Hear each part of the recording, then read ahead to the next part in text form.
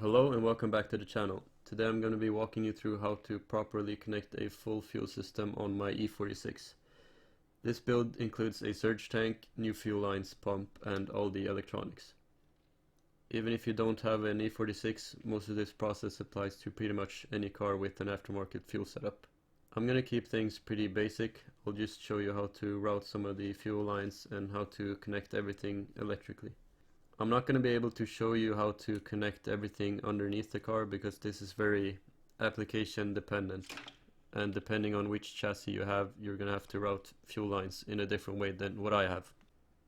And this is everything that I'm going to be using for this build. So first of all, this is my 3-liter surge tank from Radium. I'm going to have 2 Volvo 450 fuel pumps in there, and then I'm going to be using these bulkheads and then just a bunch of straight and 90-degree AN PTFE fittings. And then I also have this 8mm E45 rated rubber hose, and this is going to be to connect the OEM fuel pump hanger to the surge tank. And I'm going to use these AN8 to 8mm barb fittings to do that.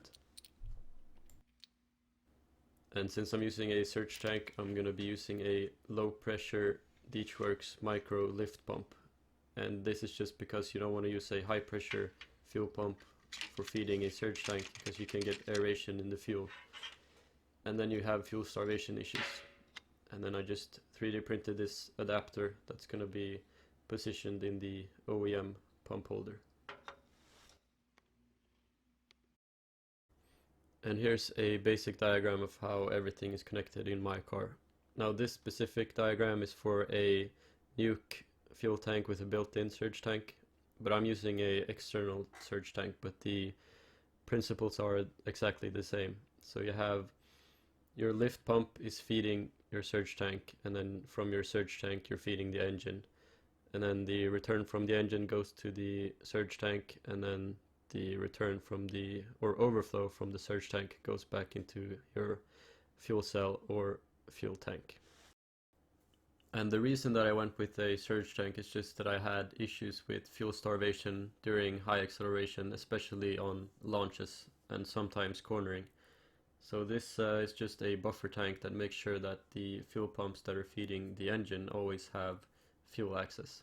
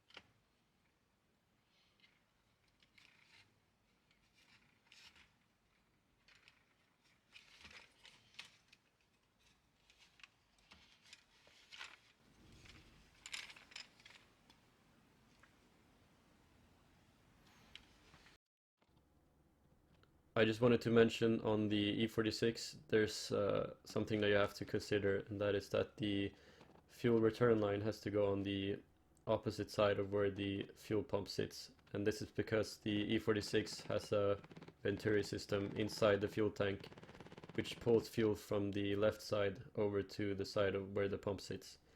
So if you don't have the return on the left side, then you're only going to be using half of your fuel capacity. And now mounting the surge tank on the car. Most people have it in the trunk, but you can put it basically anywhere. But usually where you have the most space is going to be in the trunk. And then I made this panel with a bunch of relays, and this is what controls all of the fuel pumps. And here's a basic wiring diagram of how those relays are connected. So I always have it so that relay number 1 is controlling one of the fuel pumps in the surge tank, and this is always going to be running in parallel with the pump inside the fuel tank. So there's always one pump feeding the engine. And then relay number 2 is connected to my second pump inside the surge tank. And this is a condition-based fuel pump, and I have the condition set to that it turns on when I have above 1 bar of boost. And then relay number 3 is just an extra one if I decide to connect another fuel pump. And this is the mounting plate for the surge tank. This is just a 10mm thick piece of aluminium that I decided to send to a laser cut service.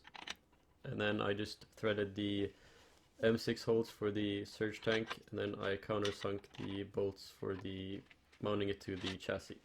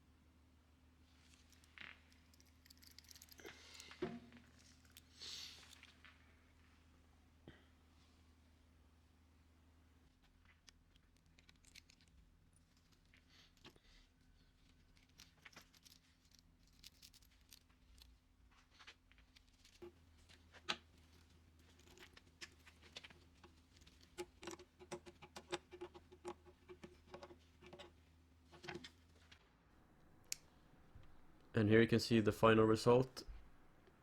The front line is the main feed to the engine. This is the high pressure feed.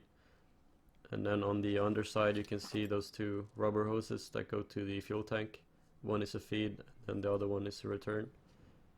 And then this nylon braided hose is the return from the engine. And here's the feed line to the surge tank. This goes to the Deechworks micro lift pump. And this also goes above the subframe. And then to the fuel tank. I wish I recorded more of how I routed the fuel lines underneath the car, but I sadly didn't really have time to do it because I'm in the middle of moving, so I still hope that you got some useful information and maybe learned something. And I'll see you in the next video.